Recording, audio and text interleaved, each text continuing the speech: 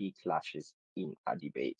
This thing is very important because usually we have two types of clashes. The first type is what we call soft clashes. The second type is what we call hard clashes. So, what are soft clashes and what are hard clashes? Soft clashes are simply clashes that don't have that much level of contention in the debate.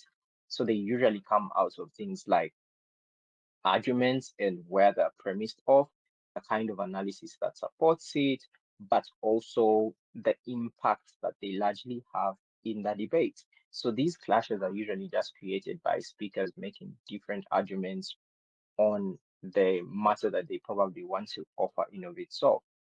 Why I call these soft clashes or why they are known as soft clashes is that usually it's simple enough to reconcile which argument is much more plausible, which argument is much more analyzed to a greater extent. So it is really, really easy for judges to kind of explain why this argument ought to be prioritized over the other by an average intelligent voter, maybe because of the effort that is put within that argument, maybe because of how much engagement that has had in the debate.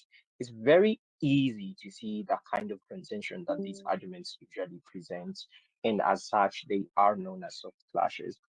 Three things then that you need to know about soft clashes. One, the point of evaluation is first, how engaging that argument is. Crazy for three criterion. So an argument engages one, how it engages the other team's case. So usually speakers are brilliant enough to tell you what their argument on choice reflects in terms of another argument may be made for the preservation of life. So they can give you like a logical connection between their argument A and another argument B coming from the other side. However, you also can identify that logical connection, and this most of the times does not mean that you have to fill the logical gap. It's just that in instances where none of the teams tries to create that logical connection between the two arguments, of course, you have to vote which team wins over the other based on the nature of the arguments that they present, but also the nature of engagement that is in the debate. Exclusive of that, you ought to fill in the connection and offer the matrix that you neutrally use to show why one argument like probably engages better than the other or gets to win over the other.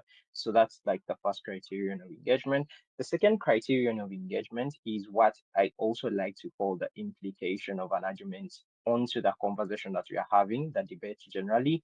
And this is usually because speakers are able to sort of like come to a consensus about what the motion literally translates and how it ought to be seen as in the likes. So most of the times their arguments have like a logical conclusion to what the conversation is. So if you're having a motion, let's say the motion is about Africa having to significantly increase its investments in green energy, and the argument is as still as green energy is going to earn African countries a lot of money because the world market is largely demanding for it, but also because they control the nature of like the competitiveness of the oil and all the other minerals that would be used as alternatives. So it gives them the most proximate control on that market in terms of competitiveness, but also in terms of um, having that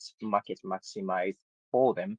So this argument is brought out just fine, just averagely well, but maybe it has an implication on that kind of conversation it has. And maybe a speaker is going to explain to you like why even with this argument, we must consider the investment to be much more significant than what it currently is. So this in of itself provides like a point of weighing for you to understand whether the argument is just a stale argument or the argument in of itself has a logical conclusion that you must hold like to some degree a greater contribution or engagement to the debate as a general thing.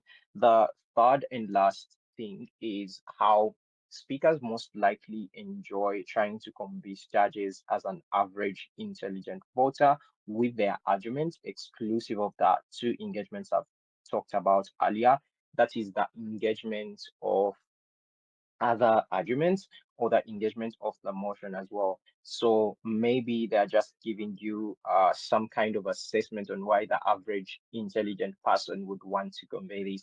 They can use things like intuitions, they can use principles or moral frameworks that we probably think of as things that are important to us, irrespective of all the other things that must be held prior in terms of like logic and analysis and whatnot. So this argument in of itself has like some kind of fourth world engagement in the debate scenario itself. So it tends to convince the average person on why that argument should be held as much more important or prior to all the other arguments in the debate. Again, so soft clashes are literally based off simple argumentation and what that argumentation is able to offer in the debate. And largely, that's how to sort of identify